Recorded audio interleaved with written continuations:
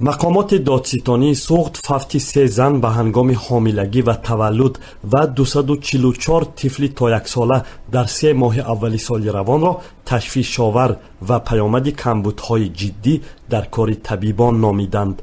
موضوع حفظ مادر و کودک در جلسه هیئت مشاوره دادستانی سوخت اخیراً مورد بررسی قرار گرفت.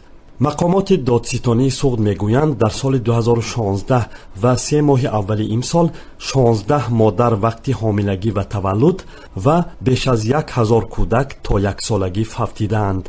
مرگ مادر و کودک در این دوره نظر به سالهای قبلی کاهش داشته، ولی به گفته مسئولان همانا در سطح بلند و تشویش‌آور باقی مانده است. به گفته فردوس حسین زاده مسئول شعبه نظارت عمومی دادستانی سوخت، یک زنی ساکنی ناحیه پنجکند که از او ترسونا و نام برده می شود 9 ینوری سال روان در هفته های آخر حامله‌داریش به تولدخانه شهر پنجکند بستری گردیده، ولی بعد 2 روز از خونروی زیاد به هلاکت رسیده است. او می افزاید: معاین کرده شد که ترسون وزیر تا دوره حامله‌داری از طریق طبیب اولوی مرکز سلامتی دهه چیلرچه در مدت 22 هفته حامله‌داری به قید گرفته شده است. در چنین حالت اگر زن حامله سری وقت به قید گرفته شده بیماریش معاین می‌گردید، با راه قطعی سنی حامله‌داری فوت زن ممکن بود. بنا به تحقیق دادستانی سوخت، یک سبب اصلی مرگ و میر زنان حامله و کودکان نوزاد به وظیفه کسبی خود را به طور شایسته اجرا نکردن طبیبان ربط دارد. ولی طبیبان میگویند کمبود برخی مادران هم هست که بدون نظارت طبی دوره حامله‌داری و تولد را در خانه سپری میکنند.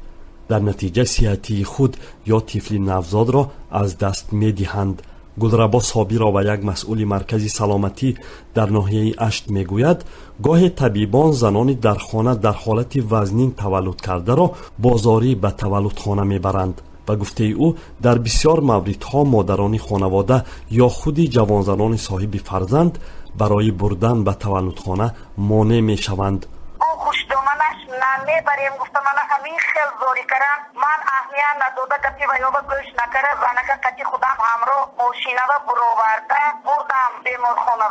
ولی برخی زنان وجود رشوه‌خواری گسترده در بیمارستان و تولدخانه ها را دلمانده شدن زنان حامله به خصوص از خانواده های نادار از خدمت طبیبان میدانند. پولتان نباشه نگاه نمیکنه، حقانی همین گفت جلوی نگاه نمیکنه، میره سرالان پول کسب گذرانید میگن ولی هیچ کار نکرده. در همین حال دادستانی سوخت میگوید در طول 1 سال و 3 ماه آخر علیه طبیبانی که نامطلوب اجرا کردن وظیفه کسبیشان باعث مرگ مادر یا کودک نوزاد شده است 9 پرونده و برای گرفتن رشوه با راه طمع‌جویی علیه طبیبان 8 پرونده دیگری جنایتی باز کرده است. فرخ مقصود زاده سردار ریاست تندرستی ولایت سوخت گفت ثبت نام، نظارت و طبابت زنان حامله و شرایط تولدخانه ها و خدمات طبی بهبود می خواهد و چاره های برای اصلاح وضع اندیشیده خواهد شد.